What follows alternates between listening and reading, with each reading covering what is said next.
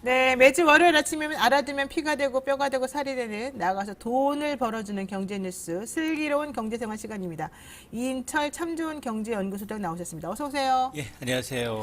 소장님, 제가 좀 생각한 건데요. 요즘에 그 돈 버는 TV가 유튜브 중에 많은데 3프로 TV가 있잖아요. 뭐 네. 경제하시는 분들 나와가지고 막 주식 얘기 많이 하신다 그러던데 우리도 3프로 TV처럼 만들어 볼까요? 우리 프로그램? 왜냐면 우리가 뉴스토마토가 이 토마토 채널이 원래 증권, 경제 이런 쪽 채널이잖아요. 네. 이 우리가 내놓는 일간지도 일간 신문도 사실은 다 경제 관련된 경제 지주고. 그러면은 그렇게 할 수 있을 것 같은데 우리 소장님? 글쎄요, 이거는 사실 소비자 취향의 문제이기도 하지만 여론을 형성하는 이 오피니언 리더들이 이미 이제 기존에 이제 깔려 있는 매체들 가운데 이제 일부 소수 독점한 곳들이 몇몇 있어서 네. 한 100만 정도, 100만 넘어가는 한 200만 가까운 것들이 몇 군데가 있어서 아마 이제 이쪽이 이제 굉장히 주도하고 있어서 뭐 후발주자이긴 하지만 노 변호사님이 하신다고 하면 예. 아니 저는 아마 경제를 모르니까 네. 소장님은 이제 경제 전문가니까. 거기도 3프로 TV에도 경제 잘 모르신 분들이 있어요. 네, 네, 저 거기 같은 사람이 컨셉은 그냥, 거기 컨셉은 그분은 정말 일반적인 수준의 질문을 하고 네, 저같이. 예, 일반적인 네. 수준의 질문을 하고 한 사람은 또 진행을 하고 한 사람은 옆에서 경제 조언을 하는 역할이어서 좋네요. 역할 분배가 돼 있어요. 그러네요. 그런데 이제 이제 노영희 변호사님처럼 네. 그분은 이제 시사평론을 하면서도 어느 정도 인지도가 있기 때문에 처음에 이제 유튜브가 아닌 다른 이제 팟캐스트에서 출발했거든요. 이제 그래서 이제 기본적으로 베이스에 이제 관객들을 먼저 갖고 가서 알겠습니다. 어쨌든 그런 거 한번 생각해 보시죠, 우리가. 우리가 또 너무 정치만 사실 뭐 진보든 뭐든 간에 돈 버는 게 중요하니까 저는 돈도 같이 벌어야 된다고 생각하고 이걸 나쁜 생각할 필요가 없어요. 우리는 여러 가지 다양한 아이템 가지고서 활동하면 될 것 같아요. 한번 제가 또 열심히 해보겠습니다. 자, 정부가 수도권과 서울 아파트 가격이 하락세로 돌아섰다고 밝혔습니다. 정말로 집값 떨어진 거 맞나요? 그렇습니다. 일단 그 부동산 통계 중에서 그나마 이제 국토부 산하에 있는 한국부동산원이 매주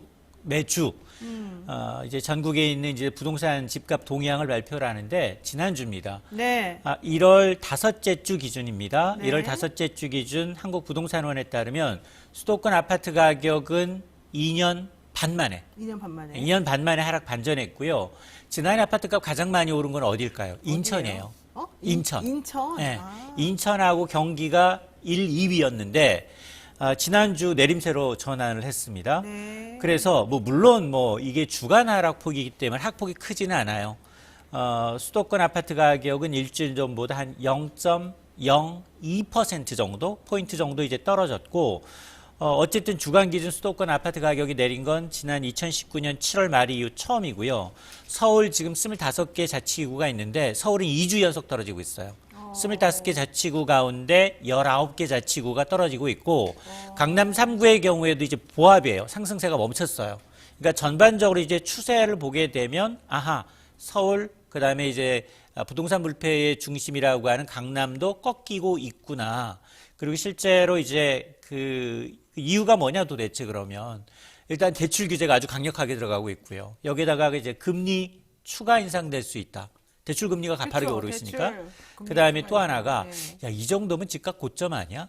집값 고점에 대한 이제 인식이 확산되다 보니까 어쨌든 전반적으로 부동산은 굉장히 경계 심리가 강해지면서 네. 거래량도 상당히 줄고 있습니다. 그렇죠. 근데 매매량은 많이 잠겼다 그러고 제가 보기 강남 3구는 좀 이제 그만 올라야 돼요. 너무 많이 올랐어요 지금. 상식적이지가 않아요. 그 후진 집을 몇십억짜리를 내가 깔고 앉아서 있어야 될 이유가 뭐가 있어요. 자, 그런 상황에서 좋습니다. 임대차 3법 시행 3년차 맞은 상황에서 전세시장 동향 이것도 좀 안 좋은 것 같아요 요즘에. 맞습니다. 일단 아파트 전세값도 서울 지역의 경우에 내림세로 돌아섰습니다. 네. 지난주 서울 전세 가격은 0.02%포인트 떨어졌는데요. 네. 지난 2019년 6월 이후 둘째 주 이후 2년 8개월 만에 처음으로 전세값이 낮아졌습니다. 물론 설 연휴에 따른 거래가 이제 줄어든 거, 또 네. 금리 인상 부담이 원인이긴 하지만 서울뿐만 아니라 지금 인천, 경기도 새해 들어서 하락세로 돌아섰는데 사실 제일 관심은 그거예요. 올해가 임대차 3법 딱 이제 2년 만료돼서 다시 갱신 계약을 해야 되거든요. 아, 그러니까 이전에 이미 갱신 계약 한 번 쓰신 분은 옮겨야 돼요, 새로. 그러네요. 새로 구해야 되는 시점이고, 아니, 새로 이제 했다면 아마 이제 2년 더 갈 수 있죠. 근데 문제는 뭐냐? 갱신 계약 청구권을 행사하게 되면 전월세 인상률이 제한이 됩니다. 5% 이내로. 네, 네. 실제로 지난 2년 동안 전세 계약 재갱신한 경우에는 4% 이내예요. 네. 인상분이. 그런데 네, 그게 아니라 옮겼어요. 새로 신규 전세의 경우에는 두 자릿수 넘게 14% 넘게 평균 올랐더라고요. 그러니까요. 시세대를 주다 보니까 엄청나게 오르더라고요. 그렇습니다. 그래서 아마 네. 올해가 이제 변곡점이 될 수 있다. 8월 이후에 계약갱신권 청구 만료가 되면 네. 새로 옮기시는 분들, 새로 네. 전셋집을 꾸려야 되는 분들, 그다음에 신혼부부들 이런 부분들한테는 굉장히 좀 부담스러운 수준이 될 수도 있다라는 얘기입니다. 그런데 이런 상황인데도 게다가 특히 신학기 대비 이사 수요가 많은 시기인데도 사실은 세입자 구하기가 어렵다는 얘기들이 좀 많이 나와서 이렇게 되면 정말로 떨어진다는 신호인가? 이렇게 생각이 들어요. 왜냐하면 진진님께서 말씀하십니다. 이게 전세 내줬거나 이제 세를 주신 분들의 경우 네. 이제 세금 고지서를 받아보니 지난해 네. 말부터 이제 종합부동산세부터 시작을 해서 세금 고지서가 조금 날아들고 있고 네. 올해도 공시가격이 계속해서 오를 것으로 보이니 자 이걸 어떻게 하지? 이 지금 전세 놓던 것을 반전세 내지는 반월세로 돌리는 경향 그리고 전세보증금을 대폭 올리게 되면 안 들어와요. 그렇죠. 왜냐하면 깡통주택에 대한 우려, 대출금리 계속 올라가고 있는 것을 차라리 이럴 바에는 전세 살지 말고 월세 사는 반월세 한다. 그렇습니다. 반월세. 왜냐하면 전월세율이 5% 미만으로 떨어지고 있는데 오히려 네. 대출 금액은 그 이상으로 올라버리다 보니까 네. 전세 살지 말고 차라리 월세 살자 이런 분위기도 있습니다. 그렇군요. 근데 이 60대 할배라는 분이 이렇게 말씀하시는데요. 아파트값 떨어지면 섭섭한 사람이 많을 텐데요. 이렇게 되고. 근데 민들레님, 저금리 때문에 집값이 오히려 전 세계적으로 다 올랐습니다.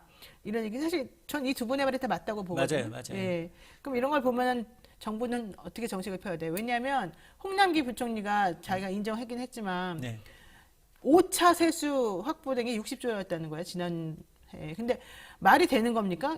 아니 1, 2조를 잘못 계산할 수는 있겠지만 60조를 잘못 계산합니까? 그래서 자기네 마음대로 돈 절대 못 준다고 그러고 경제를 이렇게 올가매요? 이거 말이 안 되는 거거든요. 그런데 이게 어쨌든 다 집값 때문이었잖아요. 맞습니다. 이제 집값뿐만 아니라 자산 시장이 많이 커지다 보니까 네. 뭐 증권거래소도 많이 거치고 뭐 종합부동산세며 재산세도 많이 거치고 부가세도 많이 거치고 법인세 대부분 소득세 많이 거쳤거든요. 네네. 그러다 보니까 이제 잘못 추계해서 이제 한 부분에 대해서는 일단은 뭐 홍남기 경제부총리가 일단 사과를 했는데 사과를 했음에도 불구하고 60조나 예, 잘못 걷어놓고 했음에도 불구하고 일단 세금이라는 건 굉장히 민감한 그럼요. 이슈예요. 얼마나 아마 왜냐 임금이 많이 올라도 이런 준조세 성격의 세금이나 보험이 많이 올라가게 되면 생활비는 쪼들립니다. 그럼요. 그러니까 이런 분들이 너무 많다 보니까 이제 굉장히 격하게 이제 표현하시는 분들이 계신데 조세 저항이 심각했습니다. 맞습니다. 네. 그리고 지난해는 전반적으로 다 지난해 지지난해는 뭐 미국, 뭐 유럽, 일본 할 것 없이 일본조차도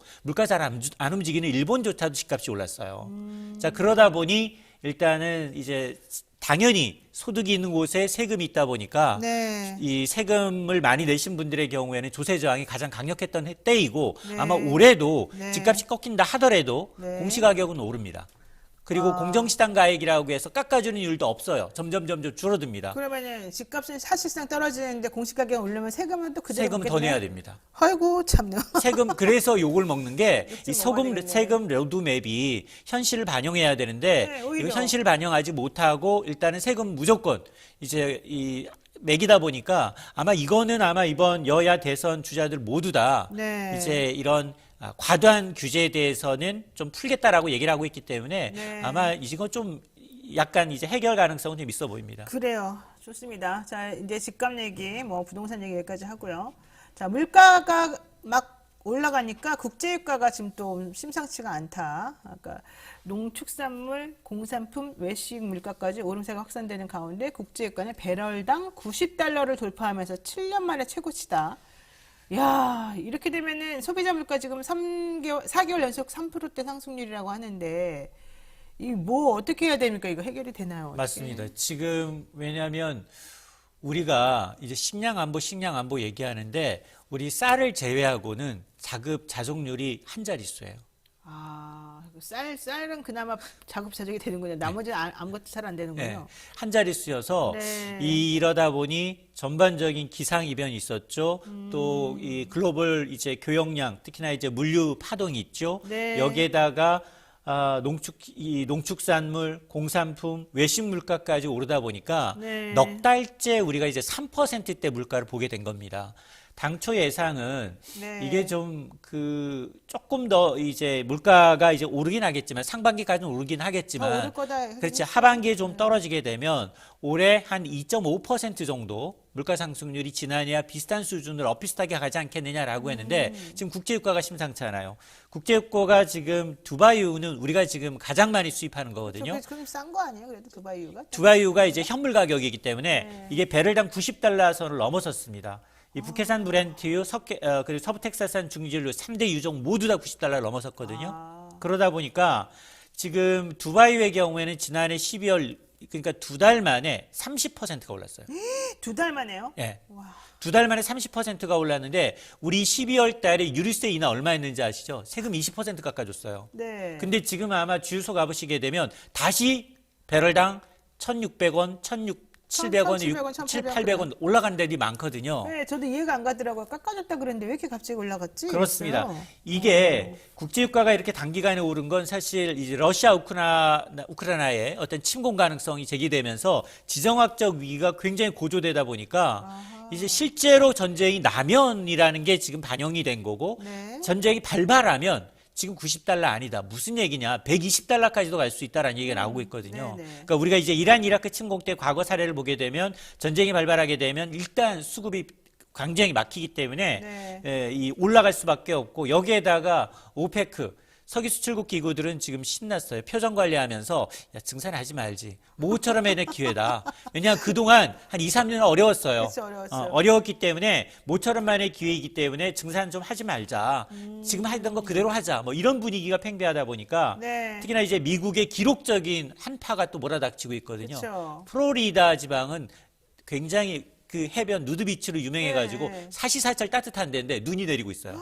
그러면은 식량 가격도 엄청 오르겠네요. 엄청 올라요. 지금 식량 가격의 경우에는 11년 만에 최고치를 기록하고 있습니다. 기상 이변 때문에. 그렇습니다. 곡류, 유지류, 육류, 유제품, 설탕 모든 제품이 다 올랐어요. 오. 자, 그러다 보니까 특히 이제 커피값 네. 우리 연초부터 올랐잖아요. 네. 별다방 커피값 오르니까 지금 다 오르고 있어요. 별다방뿐만이 아니라 뭐 2위 업체, 3위 업체, 투썸, 할리스, 뭐 타멘탐스, 커피빈, 대형 커피 프랜차이즈 시장 업체들이 줄지어서 저희 원두 가격 이런 거 반영을 하고 있는데 네. 이게 지금 브라질 같은 경우에는 지금 생산량도 안 좋은데 이 커피 나무를 다 없애버리는 바람에 이걸 또 다시 키워서 예전 수준의 이제 공급을 확보하기에는 상당한 기간이 좀 걸릴 것으로 보여서 네. 지금 그 커피값은 계속 오를 가능성이 높습니다. 그렇군요. 커피도 끊어야 돼 이제. 근데 물가 급등세가 우리나라만의 문제는 아니고 이 OECD 회원국 물가가 30년 만에 최고치다 이런 얘기도 있던데. 맞습니다. 네. 글로벌 이제 물가 급등세를 이제